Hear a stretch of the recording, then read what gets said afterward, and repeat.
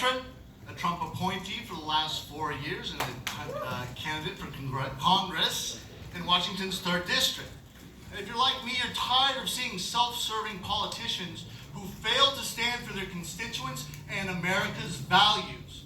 And that's one reason why I'm here today. I'm tired of it. Did anybody listen to that town hall last week? I've never felt like I've taken a time machine back to 10, 15 years ago where President Trump never happened. The Democrats aren't acting as totalitarians against our society. It's time for somebody to get in there and do something about it.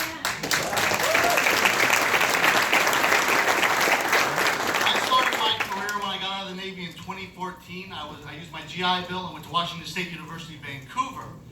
I was looking for other means to expand my professional skill sets while serving my community. And that's when I started volunteering for the Trump campaign.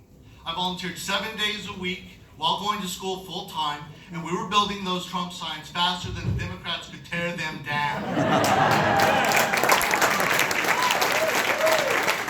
Eventually, I was hired on as full-time staff as the Western Region Communications Director. I don't have much time, so I'm going to give the fast spiel. And when we won the general, I went to Washington, D.C. to serve the administration. First as a special assistant to the United States Secretary of the Interior, and when the dust settled, I went over to the Selective Service System, first as a special advisor, then as Chief of Staff of the entire agency. In that role, I have seen the ins and outs of Washington, D.C. I've worked with a full spectrum of local, of appointed and elected officials in both local and federal government. Presidential cabinet members, governors, senators, local reps, state reps, county chairs. I've worked the full spectrum. And from that, I've also managed the agency from the top bottom and all the mechanisms that go with it, HR, IT, budget, public affairs.